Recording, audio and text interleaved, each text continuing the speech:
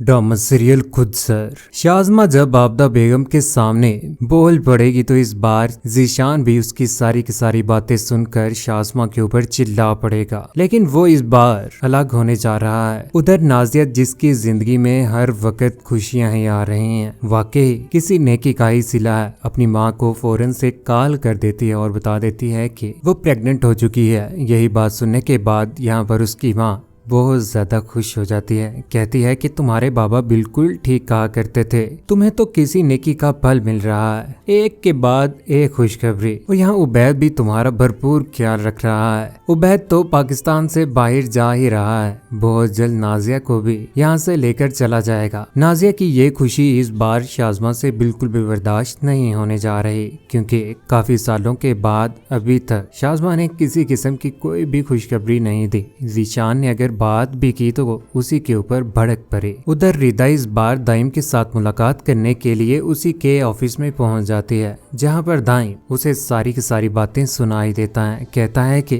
जो आपको अजीज होते हैं उन्हें कभी भी तकलीफ नहीं दी जाती। मुझे आप बहुत ज्यादा अजीज हैं। अगर आपकी शादी हो भी गई है फहद के साथ तो ये आपकी किस्मत थी। मैंने कभी भी नहीं सोचा कि आपको मैं तकलीफ दूं, क्योंकि रिदा तो यही सोच रखती थी कि फहद के जेल में जाने का और जो कुछ भी हुआ उसके पीछे दाइम का ही कसूर है। लेकिन दाइम ने जब सच बताया कि फहद ने घपला किया था, 1-2 रुपए का नहीं लाखों का, जिसकी वजह से ऑफिस के बॉस ने पुलिस बुलवा कर उसे जेल में भिजवा ही दिया और अभी केस बहुत ज्यादा चलेगा। लेकिन रिदा तुम बिल्कुल भी नहीं जानती कि फहद बहुत ज्यादा लालची चोर है। उसे सिर्फ और सिर्फ पैसों की भूख है, जिसकी वजह से उसने तुम्हारे साथ शादी की है, और ना तो उसके पास अब जॉब है ना ही कुछ। यही सारी की सारी बातें सुनने के बाद यहाँ पर रिदा बहुत ज्यादा शर्मिंदा होती है अपनी नजरों में, और दाइम से माफी मांगने के बाद यहाँ से चले ही जाती है। उधर जैसे ही घर में जाती है तो यहाँ पर फहद जो इंतजार कर रहा होता है रिदा को घर आया देख कर कहता है कि आज इतनी लेट कहाँ से आ रही हो। लेकिन इस बार रिदा उल्टा उसी के ऊपर टूटने वाली है।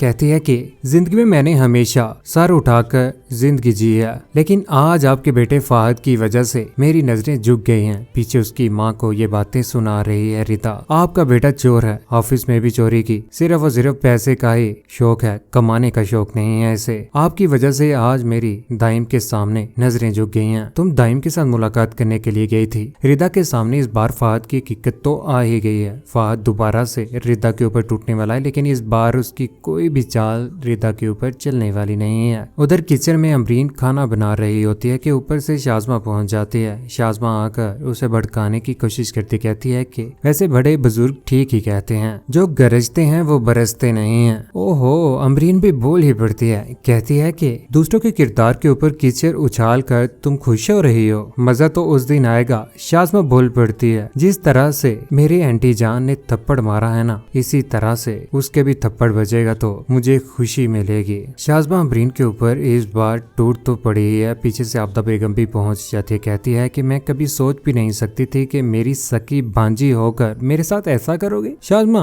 आबदा बेगम को भी बात सुना देती, कहती है कि मुझे जो भी चीज हासिल करनी होती है मैं लेके ही रहती हूँ, चाहे वो सीधी तरह से हो उल्टी तरह से हो, क्योंकि इस बार मैं घर से जाना चाहती हूँ और मैं जीशान को यहाँ से लेकर जाऊंगी। ऊपर से जीशान भी पहुंच ही जाता है, लेकिन उल्टा आकर इस बार वो शाज़मा की ही साइड लेने वाला है। उधर जिसके करैक्टर के ऊपर बात की गई है अपना काम कर रही है, असाइनमेंट बना रही है लैपटॉप के ऊपर, लेकिन शाज़मा की सोचों में है कि शाज़मा ने किस तरह से उसके ऊपर इल्जाम लगाया। हरीम अकेली बैठी हुई रो रही है, लेकिन कब तक। शाज़मा दूसरों की इज्जत तो उछालने की कोशिश कर ही रही है, एक न एक दिन इसकी भी इज्जत उछल कर ही रहेगी। इस बार इसको बहुत ज्यादा आग लगने वाली है जब उसे इस बात का अंदाजा होगा कि नाजिया प्रेग्नेंट हो चुकी है और माँ भी बनने वाली है, जिसके बाद वो जल कर रह जाएगी। उधर जीशान भी परेशान होकर रह चुका है शाज़मा की वजह से। इस बार उसने फैसला कर लिया है कि वो घर छोड़कर चला जाएगा, लेकिन उससे पहले ही शाज़मा की हकीकत उसके सामने आ जाएगी। दिक्के मारकर इस बार उसे घर से बाहर निकालने ही वाला है। कौन कौन चाहता है कि शाज़मा का वाकई बुरा अंजाम होना चाहिए, जिस तरह से उसने हरीम के ऊपर इतना बड़ा इल्जाम लगाया। और नाजिया के बेबी का किस किस को है इंतजार। अपनी कीमती राय का इज़हार नीचे कमेंट सेक्शन में जरूर दीजिएगा। चैनल को सब्सक्राइब करने के बाद बेल का बटन जरूर दबाइएगा। अपना ख्याल रखिएगा, दुआ में याद रखिएगा। अल्लाह हाफिज।